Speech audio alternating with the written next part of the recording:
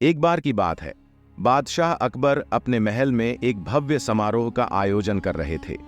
उसी समय महल के पास एक खतरनाक चोर का डरावना किस्सा चर्चाओं में था। लोग कहते थे कि वह चोर जादुई ताकतों का उपयोग करता था और कोई भी उसे पकड़ नहीं पाता था।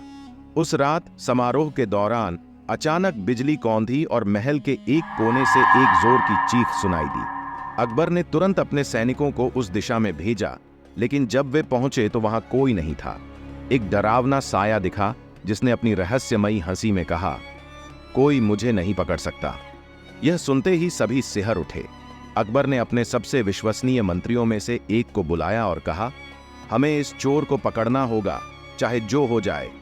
मंत्री ने सोचा और एक योजना बनाई।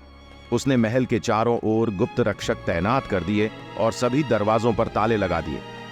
रात गहराती गई और चोर फिर से महल में घुस गया, लेकिन इस बार वह महल के अंदर एक पुराने और अंधेरे कमरे में फंस गया।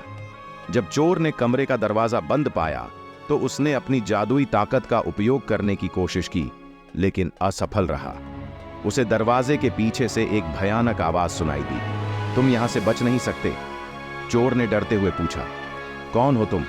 आवाज ने उत्तर दिया, मैं इस महल की पुरानी आत्मा हूं, मुझे चैन चाहिए और तुम यहां मेरी शांति भंग कर रहे हो। चोर ने सोचा कि वह इस आत्मा से भी लड़ सकता है और उसने अपने सारे जादू का उपयोग करना शुरू किया, लेकिन आत्मा उससे अधिक शक्तिशाली थी। वह आत्मा ने चोर को अपनी पकड़ में ले लिया और उसे महल के तहखाने में खींच ले गई। सुबह होने पर अकबर और उनके दरबारी उस तहखाने में पहुंचे। उन्होंने देखा कि चोर वहां बेहोश पड़ा था। आत्मा की आवाज गूंजी, मैंने तुम्हारे महल को सुरक्षित कर दिया है। इस चोर ने मेरी शांति भंग की थी, अब यह कभी नहीं उठ सकेगा। अकबर ने आत्मा को धन्यवाद दिया और चोर को कैद कर लिया, लेकिन तभी आत्मा ने एक आखिरी बात कही, महल में शांति तब तक नहीं रह सकती जब तक सच्चा न्याय नहीं होता।